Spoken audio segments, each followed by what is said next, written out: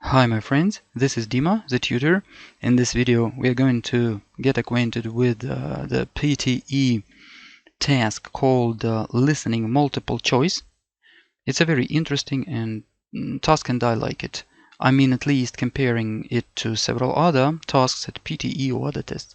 It's okay. You know, you just listen to a conversation or something, maybe a piece of a lecture, and then you select I will show you. You select correct answers.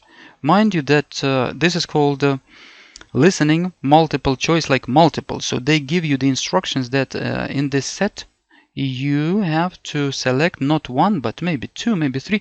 Usually it is two. There are two correct answers, but who knows? You know, you should be ready for some emergencies, yeah. But usually it's two. So what else I want to tell you, that you listen to this conversation for about 50 seconds. Then you have from 30 seconds to 1 minute to answer this question. So to put those ticks, it's more than enough. If you understand the conversation, it's more than enough. Okay, what else? Regarding the notes taking, it's a very, very important thing. Before speaking about that, I would like to tell you that in some way this task can be compared to TOEFL listening. When you listen to a conversation, either a lecture or a conversation, but this is closer to a conversation in TOEFL, you listen for 5 minutes there, or for 4 minutes, and then you answer. Yeah. To take notes or not to take notes, most of candidates in TOEFL, they take notes because 4 or 5 minutes, you understand that some details will be lost, because you will just forget them. Here you listen only for 40 or 50 seconds, so it's another situation. So on the one hand, it's desirable to make notes because not to forget something interesting. On the other hand, while you're making notes, you can skip, you can overhear something important. You also understand that. So what conclusion can we draw? I think it depends upon your type of your cognition type, you know, your perception and scholastic abilities. If you feel more comfortable putting the notes down, very nice, then make them, yeah. If you don't, if you want to focus and like lose yourself in this audio, then don't. You will memorize everything. You will hear now in this conversation that there are a couple of important details, 2 or 3 of them, which if you forget them, it will be a problem. On the other hand, why should you forget them? Yes, because... So let's listen now, and you will decide for yourself. These audios are taken from Real PTE. So some guys heard them some time ago. So it's nothing mock, nothing artificial. It's authentic. So I will click now this button and push this button, and we will listen. So just relax now. And let's listen, please. And the only thing I don't remember actually is while you're listening, whether you see these questions or not. You know, this is a mystery to me yet. So please, if you know it, please. I think that while you're listening, you don't see them, but you write please in the comments. It's very important. Okay. By the way, yeah, it's some incongruency here. Harrods, they say it's not Harrods, it's Harrods. You know, that huge supermarket in London. Harrods with double R and 1 D, no L. They call it here Harrods, the guys who created this resource, but it's not a big deal. We are very thankful to those guys, at least, that they give us an opportunity to feel something real of PTE. Okay, let's listen, please. Tell me, Peter, what makes Harrods so famous? Well, it's the biggest department store in the UK. And its food hall and Egyptian hall are very famous. People come to Harrods just to see them. What is special about the food hall? It sells many different kinds of food. For example, it has 250 kinds of cheese from all over the world and more than 180 kinds of bread. Customers also love all the different kinds of chocolate. They buy 100 tons every year. That's amazing. And why is the Egyptian hall so famous? Well, when people see it, they feel they're in another world. It looks like an Egyptian building from 4,000 years ago, and it sells beautiful objects. They're not 4,000 years old, of course. Is it true that Harrods produces its own electricity? Yes, it does. 70%. Enough for a small town. To light the outside of the building, we use 11,500 light bulbs. Really? Tell me, how many customers do you have on an average day, and how much do they spend? About 30,000 people come on an average day, but during the sales, the number increases to 300,000 customers a day. How much do they spend? Well, on average, customers spend about £1.5 million a day. The record for one day is £9 million. £9 million in one day? Yes, on the first day of the January sales. Harrods says it sells everything to everybody, everywhere. Is that really true? Oh yes, of course. Absolutely everything. Yeah, something like that.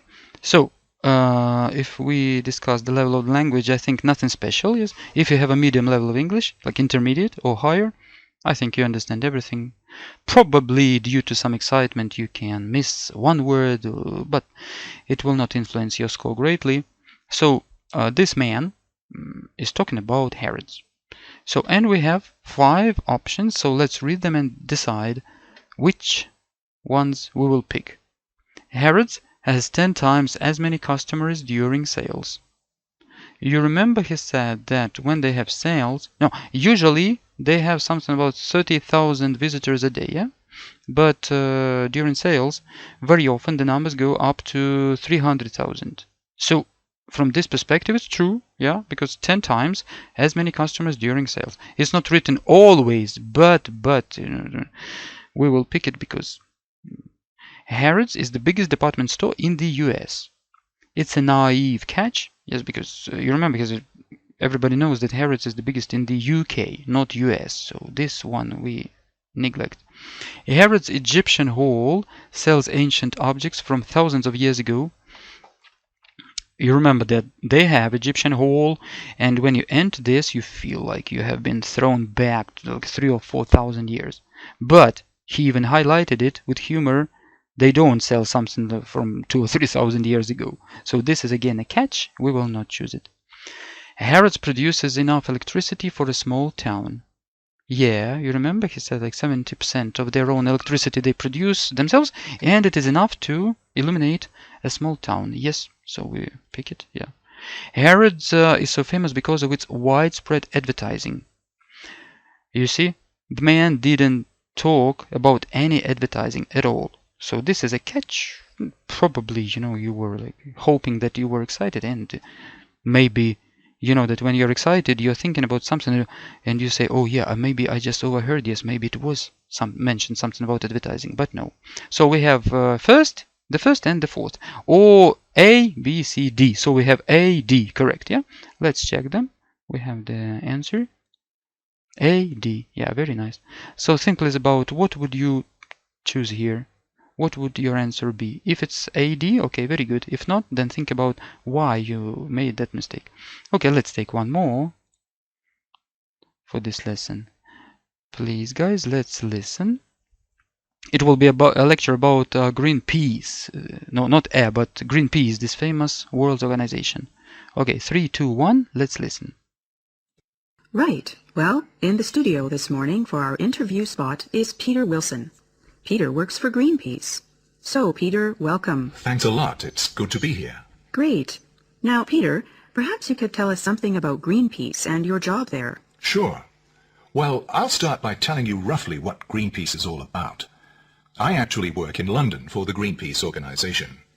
We've been going for a few decades, and we're a non-violent, non-political organization. We're involved in anti-nuclear activity, conservation and protection of animals, and protection and support of our ecosystem. I'm the action organizer and arrange any protests. Right. A pretty important role, Peter. What sort of protests would you organize? Well, recently, we've been involved in anti-nuclear campaigns. I personally arranged for the demonstration against radioactive waste dumping in the Atlantic Ocean. We've got a few small Greenpeace boats that we harass the dumping ships with. Say, hold on, Peter. I thought you said your organization was non-violent.